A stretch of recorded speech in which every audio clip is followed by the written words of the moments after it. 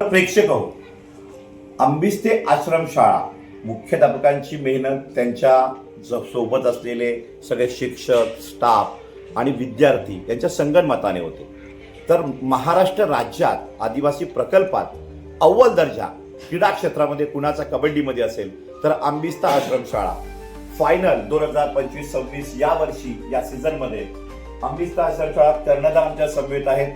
पहिल्यांदा त्यांचं नाव जाणून घेऊया आणि त्यांना आपण विचारूया अमरावतीपर्यंतचा प्रवास कसा वाटला.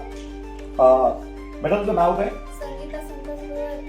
संगीता संतोष भुवर ही कर्णधार राहिलेली आहे, प्रथम विजेता महाराष्ट्र कबड्डीमध्ये.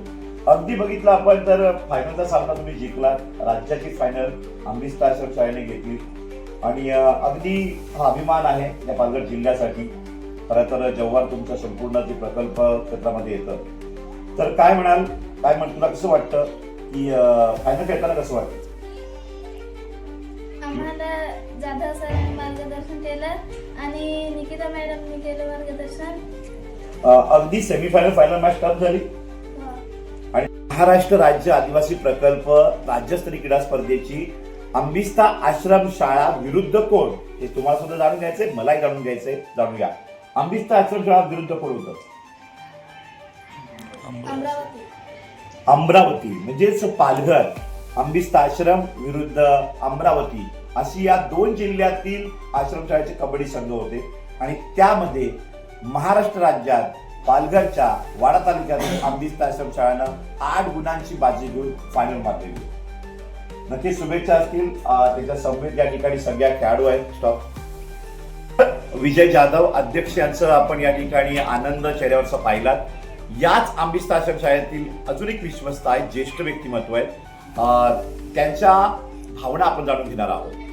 नमस्कार, आपलं नाव सांगा. माझं नाव जनार्दन पाटील गवास्कर, पद्मश्री अण्णासाहेब जाधव भारतीय समाज उन्नती मंडळ भिवंडी या संस्थेचा ट्रस्टी आहे.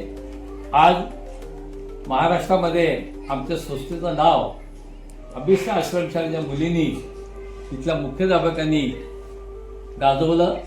हे आमचं आम्ही भाग्य समजतो. संस्थेचं नाव उज्ज्वल. महाराष्ट्रामध्ये अव्वल स्थानी येणं एवढं सोपं नाहीये आणि आंबिस्ता आश्रमशाळा या आश्रमशाळेमध्ये क्रीडा शिक्षक नाही, हा महत्वाचा मुद्दा महाराष्ट्रासमोर गाजतोय. नंबर आला, प्रथम पारितोषिक मिळवलं. क्रीडा शिक्षक नसताना संघ कसं काय प्रथम विजेता, अंतिम विजेता महाराष्ट्र आदिवासी प्रकल्प स्पर्धेत बाजी मारू शकतो? याला कारण पहिल्यापासून जाधव सरांनी इथले जे शेजारचे काही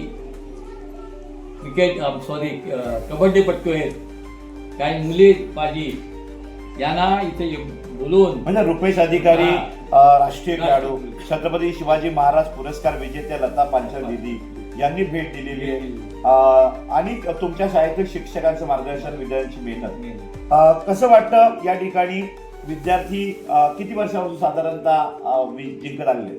विद्यार्थी 2015 पासून तर 2025-26 सालापर्यंत सतत, म्हणजे दुसरा नंबर तर महाराष्ट्रात प्रत्येक ठिकाणी आलेलेच आहे, पण यावर्षी महाराष्ट्रात प्रथम नंबर आला, याचा आम्हाला अत्यंत कौतुक वाटते. आमची संस्था नावारूपाला नेली या शाळेने, हे आनंद वाटतो. म्हणजे ही स्मरणीय आणि या छोट्या शाळेत मुले, त्यामुळे मोठ्या उंच पण नाही, पण त्यांची कर्तव्यप्रणाली, त्यांची मेहनत आणि त्या विशेष म्हणजे या मुली वाडा, मोखाडा, जव्हार, विक्रमगड, पालघर असे जिल्ह्यातली मुले आहेत. आपल्या वाडा तालुक्यातल्या पण मुली आहेत, पण त्यांचे आईवडील आदिवासी, बिन शिकलेले, पण त्यांच्या पालकांना सुद्धा आनंद झालेला आहे का आमच्या मुली एवढे लांब जाऊन कबड्डी स्पर्धा जिंकून आल्या. हे जो आनंद आहे त्या आनंदाला तो हे नाही, म्हणजे अत्यंत म्हणजे हर्षभर आनंद आमच्या मला तरी, माझ्या संस्थेच्या पदाधिकाऱ्यांना आणि इथल्या शाळेला सगळ्यात अत्यंत आनंद वाटतो. नक्कीच आनंद शब्दात व्यक्त करता येत नाही, त्यांचे डोळे पाणवलेले मात्र या ठिकाणी म्हणतायत. बघा, महाराष्ट्रामध्ये अशी शाळा आहे, क्रीडा शिक्षक नसताना राज्यस्तरापर्यंत नुसतं पोहोचली नाही तर प्रथम, अव्वल, अंतिम विजेता ट्रॉफी त्यांनी उचललेली आहे. अगदी बघितलं आपण तर या खेळाडूंना सूरजवंश स्टार न्यूजचा सलाम असेल, या संपूर्ण संस्थेला सलाम असेल. संस्था पाठीची खंबीर राहिली म्हणून आंबिस्ता आश्रमशाळा राज्यात अव्वल राहिली. पण महाराष्ट्राला सांगायचंय, आदिवासी विकास मंत्र्यांना सांगायचंय, प्रकल्प अधिकाऱ्यांना सांगायचंय, तुम्ही सरकार दरबारी शोकांतिका पोचवा. जी शाळा क्रीडा शिक्षक नसताना जर अव्वल राहू शकते, जर प्रत्येक शाळेत क्रीडा शिक्षक दिला गेला तर नक्कीच महाराष्ट्रातील कबड्डीपटू भविष्यामध्ये आंतरराष्ट्रीय कबड्डीपटू, प्रो कबड्डी पर्यंत आदिवासी गरीब कबड्डीपटू पोहोचल्याशिवाय राहणार नाही. मी पत्रकार Suraj Patil, Suraj one star news network, Wada, Palghar.